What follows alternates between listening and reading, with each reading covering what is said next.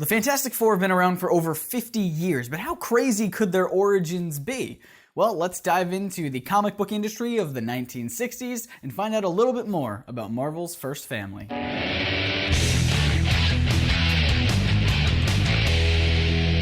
Welcome to Comic Misconceptions, a show that takes you into detail about the things you think you know about comics. I'm your host, Scott Nicewander, and I told you that I'd eventually do an episode about the Fantastic Four ever since Lego Films 98-94 suggested it many moons ago, and here we are. But first I want to iterate something about this show. Normally I don't like to do origin story episodes because I feel like every comic book channel does that kind of a thing, but if I can find an angle that hasn't really been explored by everyone and their mothers, then I am all over that. Especially when it comes to the production side of things, and boy does the origin of the Fantastic Four dive into some deep, deep waters of the comic book industry that I can't help but find captivating. But first, let's jump into the actual origins of the Fantastic Four, just so we have kind of a baseline understanding of these characters.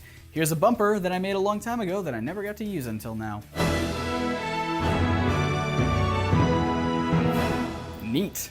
Anyway, the origin of the Fantastic Four, as told through their first issue, goes a little bit like this. Dr. Reed Richards, with the help of his fiancée Sue Storm and her brother Johnny, convinced their skeptical friend Ben Grimm to pilot an unauthorized launch of an experimental spacecraft that Reed spent years building. They all fly to the heavens, but just as Ben feared, the ship's shielding was not strong enough to protect them from cosmic rays. After a rough landing back to Earth, they discover that Sue can turn invisible, Johnny can burst into flames and fly, Ben has turned into a, thing, and Reed can stretch his body like rubber. In that moment, they all decided to use their powers to help mankind, and the Fantastic Four was born, consisting of Mr. Fantastic, Invisible Girl, later changed to Invisible Woman, Human Torch, and the Thing. One of the defining characteristics of the Fantastic Four at their launch was that they were one of the rare breed of superheroes that did not hide their identity from the public. Between the first and second issue of their original comic book run, they went from being completely unheard of to instantly recognizable, nationwide at least. Clearly, they have a great PR guy, especially when you consider the first two issues.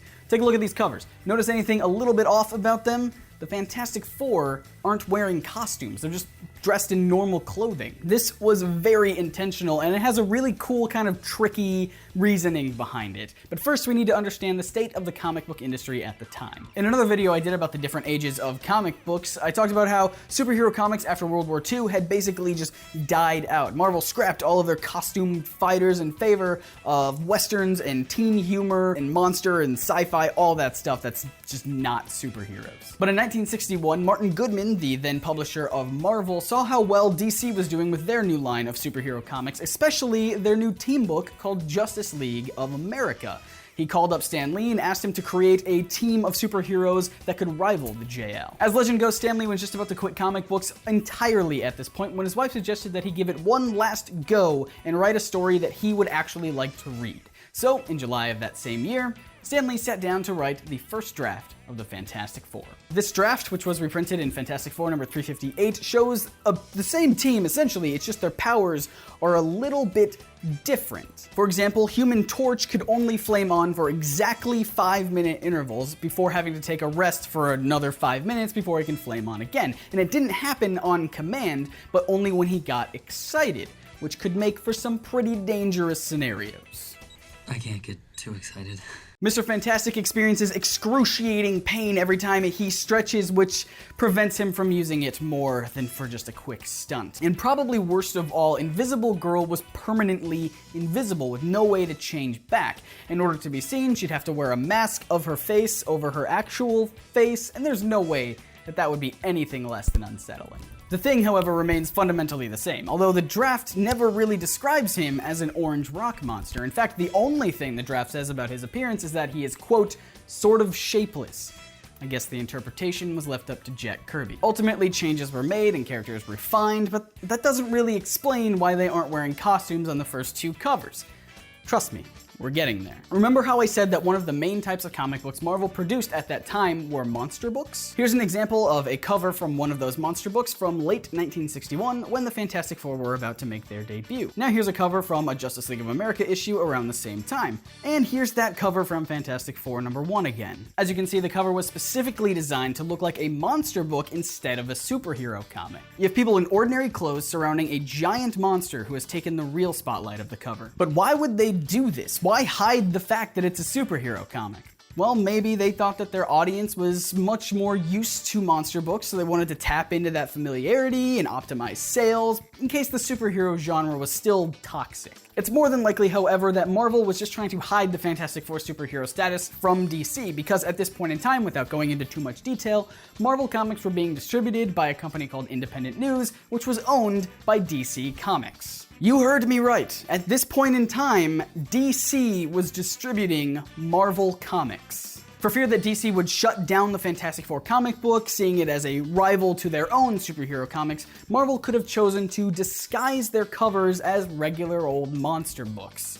Pretty sneaky, sis. After putting out 2 comic books and no intervention by DC, Marvel decided to make it blatantly obvious that the Fantastic Four were superheroes, with issue number 3 and the debut of the team's costume. The original cover for issue number 3 still showed the team's new costumes, but they were heavily obstructed or even invisible, and still had a monster take center stage. But the new cover finally felt like the big premiere that the Fantastic Four deserved. As I said earlier, at this point in the Fantastic Four's career, they are basically known nationwide, both their superhero identities and their alter egos. So why even bother wearing a mask?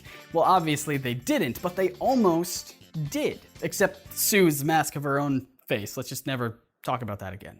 In that same issue of Fantastic Four number 3, the original artwork shows the use of masks as a part of the team's matching costumes. Even the Thing, for some reason, gets a big helmet to hide his identity. And even the emblem on their chests was different. It was a double F logo instead of the classic number 4. The emblem was changed, the masks were scrapped, with the exception of the Thing's helmet, which he wore for about 2 seconds before he decided that it, like shirts apparently, are for the weak. Don't get me wrong, I love the inclusion of the costumes from that issue forward, but there's always gonna be something kinda special about those first 2 issues. They weren't flashy superheroes, but just regular people who got special powers and are trying to do good the best they can. And yeah, sometimes that means fighting monsters in a dress or full suit or sweater or even just pants. But that to me kind of adds a new level of coolness or something. I don't know, I'll leave that up to you guys. We talked about a lot of stuff today, guys, but I want to know your opinion on it. Would you have liked to see Stan Lee's original draft of the Fantastic Four come to fruition? And do you prefer your superheroes with or without flashy costumes? Or if you just want to keep it on the lighter side, tell me who your favorite member and or what your favorite moment is of the Fantastic Four. Let's chat about it all in the comments. One last quick announcement before we leave, guys. We recently started a Patreon page where you can become a patron of NerdSync and support the videos and podcasts that we put out each week. We have some great rewards for you guys for those who do support, starting at just 1 penny. So please go check that out if you can. There's much more information below. There's a link where you can click on to find out a little bit more. But also, I don't want you to feel pressured at all if you're in a bad spot financially. Don't feel like you have to support us. Just by watching these videos, you're already supporting us, and I really do appreciate that. We all do here at NerdSync. So thank you very much. But for those of you who can give, who can afford to give us a penny or more a month, we would really appreciate that as well. So once again, there's a link in the description if you want to check out some more of that. And I'm Scott once more. You can find me on Twitter and Instagram, and we'll see you right here next week for more things that you thought you knew about comics. See ya. So yes, this all goes back to Amazing Spider-Man number 1, the very first issue, when Spider-Man is written a check as payment for his showbiz work. Fun fact, if you didn't know, I think we all remember Spider-Man's wrestling days, but he also got a job showcasing his powers on television before he hit his stride with the Daily Bugle. Anyways, he goes to cash a check at a bank as Spider-Man, but he can't because he has no form of identification as Spider-Man. As the bank teller points out, anyone can dress up as Spider-Man, but you need a valid form of ID to cash the check.